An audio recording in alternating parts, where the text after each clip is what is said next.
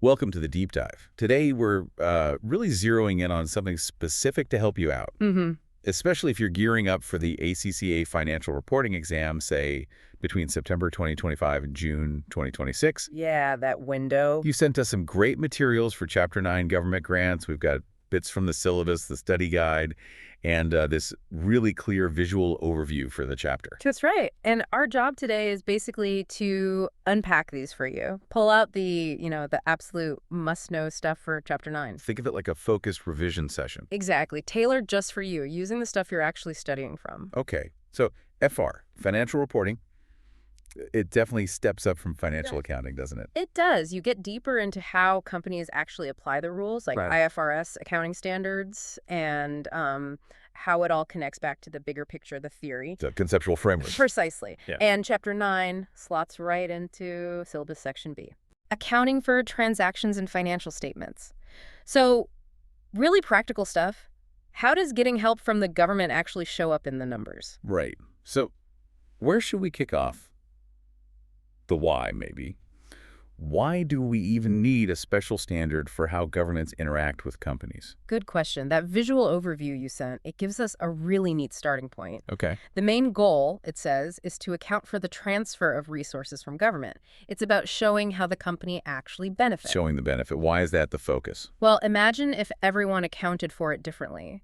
How could, say, an investor compare company A that got a big grant with company B that didn't? It'd be chaos. Exactly. So the standard, it aims for consistency. Comparability over time is huge. You need to see the impact this year versus last year and how this company stacks up against others getting similar support. Comparability. Always comes back to that in financial reporting, doesn't it? It really does. So it's not just we got cash. It's about reflecting the economic substance of that support. And the rule book for this is IAS 20. IAS 20, that's the one. Full title: Accounting for Government Grants and Disclosure of Government Assistance. Quite a mouthful. It is. But the visual overview flags that it sets the scope, defines the terms. You really need to get the language right first. Understand the jargon before you apply the rules. Makes sense. Totally. Okay, let's get into those rules then. Based on the sources, the visual overview, the study guide B11A, what's the absolute core for accounting for government grants specifically? The absolute starting point, the real gatekeeper, is recognition criteria. Yeah. You can't just stick a grant in the accounts the moment you hear you might get it. There are conditions. And that study guide outcome, B11A, it specifically says you need to apply these principles. Apply them. How? What are we applying? Okay, so IAS 20 says grants shouldn't be recognized until there's reasonable assurance. Reasonable assurance. That phrase again, it crops up everywhere. It does. And it means you need reasonable assurance on two things. One, the entity will actually comply with any conditions attached to the grant. Ah, the strings attached. Exactly. And two, that the grant will actually be received. You need confidence in both. So it's not like guaranteed, but pretty likely, a high probability. That's a good way to put it. High probability, not absolute certainty. Think about it. The government gives you cash, maybe an asset, but they usually want something back, right? Like creating jobs or building in a certain area. Yeah, or maybe operating for a certain number of years. Until you're reasonably sure you can meet their side of the deal, you haven't really earned that grant in accounting terms. Okay, that clicks. You've got to be pretty confident you can deliver. So let's say you do have that reasonable assurance, the grant comes through. What next? How does it hit the books? Right. Well, it depends a bit on what the grant is for. Is it related to an asset, like money specifically to buy equipment or a building? Okay, yeah. If it is, you generally have two choices for presentation. One is to deduct the grant straight from the carrying amount of the asset. So the asset shows up on the balance sheet at a lower value. Correct. Or the second option is to treat the grant as deferred income. Like a liability. Sort of, yeah. It's shown as deferred income, and then you recognize it in profit or loss over the useful life of the asset you bought. Ah, so either way, the benefit is spread over the asset's life. Exactly. Both methods aim to match the grant income with the periods when the asset is being used or depreciated. The idea is the benefit isn't just a one-off hit when the cash lands. Okay, that makes sense for assets. What if the grant is related to income? Maybe covering expenses you've already paid. Good question. These are often grants to help with costs already incurred or just general support not tied to a specific long-term asset. Right. Again, IAS 20 generally gives you two ways to present these.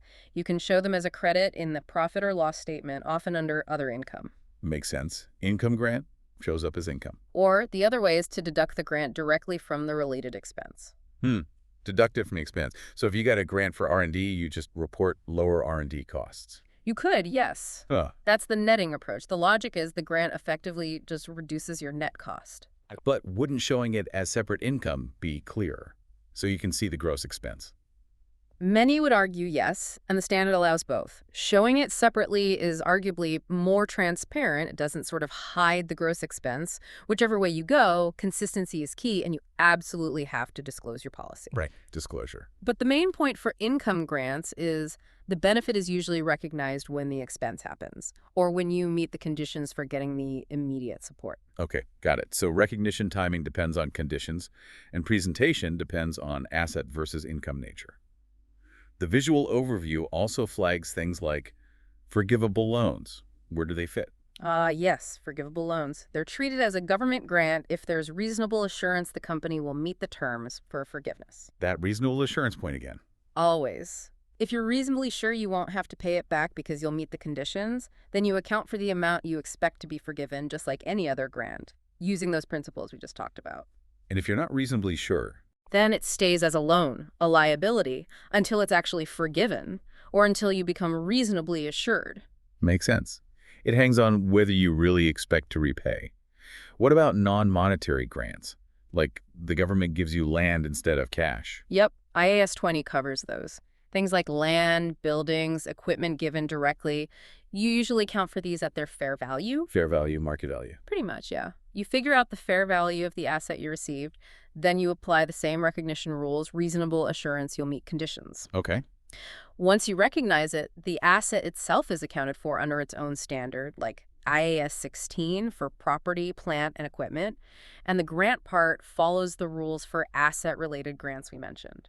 So deduct from the asset cost or set up deferred income. Exactly, those two options. It all comes back to those core principles in B11A. Right. So, okay, you've recognized it, presented it. Yeah. What if things go wrong? You fail a condition later on and have to pay the grant back. Repayment? Yeah, that happens. It's treated as a change in accounting estimate. Not an error. Not usually, unless the original accounting was just plain wrong. It's usually because circumstances changed.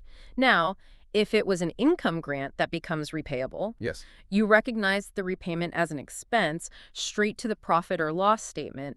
In the period, it becomes repayable. Immediately hits the P&L. Okay. And if it was an asset grant? For an asset grant repayment, you first adjust the balance sheet. If you originally deducted the grant from the asset's cost, you add the repayment amount back to the asset's carrying amount. Increases the asset value again. Right. Or, if you treated it as deferred income, you reduce the remaining deferred income balance first. And what if the repayment is more than the remaining deferred income or makes the asset carrying amount adjustment weird? Good point. Any part of the repayment that can't be dealt with by adjusting the deferred income balance or the asset's carrying amount does get recognized immediately as an expense in profit or loss. Ah, okay. So the basic idea for repayment is reverse the original treatment.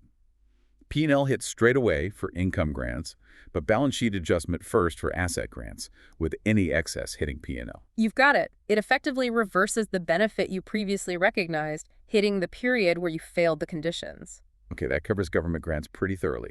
But IAS 20 and that visual overview also talks about government assistance. That's different. Yes, and it's a really important distinction, especially for the exam. Assistance is a broader concept. Broader how? It's basically any action by government designed to give an economic benefit to a specific company or group of companies. But crucially, it doesn't necessarily involve a direct transfer of resources like cash or assets. So less about handing over money, more about helping out in other ways. Exactly. Think about the examples. The visual overview gives free technical advice, maybe help accessing certain markets, government guarantees on loans. Things that are definitely beneficial, but hard to put a number on. Precisely. There's no obvious debit cash, credit grant, income transaction to record for free advice. So how does IAS 20 handle that kind of help if you can't really recognize a value? Primarily through disclosure. Just telling people about it in the notes to the accounts. Essentially, yes. If the assistance received has been significant and beneficial, you need to disclose the nature of it, the extent, the conditions, maybe. It gives context to the users of the financial statements. So you're letting investors know about this favorable setup the government's providing, even if you can't stick a precise value on the help itself. That's the idea. But there is one specific type of assistance mentioned in the overview that does bridge the gap and involve a financial measurement. Which, Loans at nil or low interest rates. okay, how's that different? It's a loan. Surely that's a resource transfer. You get cash. You do get cash, yes. But the assistance part isn't the loan principal itself. That's just a liability you normally expect to repay. The assistance, the benefit, is the fact you're borrowing money much cheaper than you could commercially. Ah, right. If the market rate's, say, 5%, and the government lends to you at 0%. You're saving a ton on interest costs. That's a real economic benefit. Okay, I get that. The benefit is the interest you don't have to pay. Exactly. And that benefit is measurable. Under IFRS, when you get a loan like this, at below market rates, you initially recognize the loan at its fair value. Fair value again. How do you work that out for a loan? Usually it's the present value of all the future cash flows, the principal repayments, any low interest payments you do make discounted back using the market interest rate, the rate you would have paid for a similar loan from a bank. So you value the loan as if it were a normal commercial loan. Pretty much. And here's the clever bit. The difference between the actual cash you received, the face value of the loan, and this calculated fair value, Yes. that difference represents the immediate financial benefit, the subsidy. And that difference is treated as a government grant. Ah, so it gets accounted for using the grant rules we already discussed. Precisely. Recognized in P&L straight away if it compensates for past expenses, or maybe deferred and recognized over the life of the loan if it's linked to future activities or asset purchase. Okay, that's a really neat insight. With a low-interest loan, IAS 20 basically makes you split it. Part liability, recognized at fair value, and the discount element treated as a grant. Yeah, it's how the standard captures the real economic substance of that government help. It really shows IAS 20 isn't just about obvious cash payments, is it? It makes companies think harder about the true value of all sorts of government interaction. Definitely, the economic substance over the legal form. Right. Okay, let's pull this back specifically to your goal. Yeah. Passing that FR exam using these materials you sent over. Yeah, good idea. So this whole topic, Chapter 9, Government Grants and Assistance, absolutely examinable. It's right there, B11 in the study guide. And we saw earlier that specific part, B11A, Yeah. about applying the recognition principles. It had that little 2 next to it in the guide. That's significant. Very. That, too, according to the guide's own section on intellectual levels, means application and analysis. Level 2. Meaning they won't just ask for a definition of a grant or list the presentation options. Exactly. That's level 1, just knowing stuff. Level 2 means you have to use the rules in a scenario. They might give you a short story about a company getting a grant with some conditions. And you have to figure out if they can recognize it yet and how. Precisely. Or maybe a scenario with one of those low-interest loans, and you'd need to calculate that initial grant element and explain the accounting. It's about taking the facts they give you and applying the IAS 20 principles correctly. Which makes perfect sense for FR. It's all about applying standards to, well, not quite real life, but realistic company situations. And don't forget the practical side. Section E of the syllabus and Section 7 and 9 in the guide hammer home that FR is a computer-based exam, a CBE. Right, the software. Yeah. You need to show you can use the tools which mimic spreadsheets and word processors. Employability skills, they call it. So when you're practicing IAS 20 questions, don't just scribble the answer on paper. Please don't. Practice actually constructing your answer, the calculations, the explanations, any financial statement extracts using the CDE software. Get comfortable with it. How you lay it out matters. It does. Being able to apply the knowledge effectively includes presenting it clearly using the available tools. Section 7 in the guide really stresses understanding the principles behind standards like IAS 20, not just memorizing rules, it's the why and the how. Okay, that's clear. So, given that need for application, what's the best way for you, the listener, to use these specific sources for this chapter? I'd say really grasp the flow shown in that visual overview. Objective first, then the big split. Grants versus assistance, then drill down into the rules for each recognition, measurement, presentation, disclosure, repayment. Use the overview for structure. Yes, and use the study guide, especially B11A, to understand the depth needed for that level 2 application. And then practice questions. Ones that give you scenarios. Definitely. And do that practice in the CBE environment. That's crucial. Okay, let's try and wrap this deep dive up then. Let's summarize the absolute core ideas we've pulled from your sources on Chapter 9. Okay.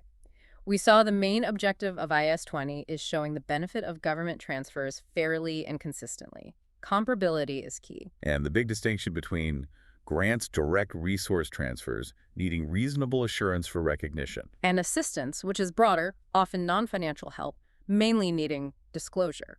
Right. For grants, we covered the recognition timing tied to conditions, the presentation choices for asset grants versus income grants, and how repayments reverse the original treatment, remembering that's all part of applying B11A. And for assistance, while mostly about disclosure, we flag that specific case of low-interest loans where the financial benefit is measured, essentially carved out and treated like a grant. And finally, we linked it all back to the FR exam. Chapter 9 is on the cards. It's level 2 application and analysis, so you need to work through scenarios. And get comfortable doing that within the CBE software, using the tools effectively. Understanding the principles is way more important than rote learning. Absolutely. Nailing these principles, being able to apply them confidently, that's got to be critical for doing well in FR. No doubt about it. Okay, and just a final thought for you to chew on as we finish up. Think about those accounting choices IAS 20 allows, like presenting an income grant separately versus netting it off against an expense, or the choice for asset grants. Why might a company choose one over the other? Could it make their reported profit look slightly different, or maybe affect how their balance sheet looks? Considering that the potential impact of choices helps you look behind the numbers, and that's a skill valuable way beyond just exam day.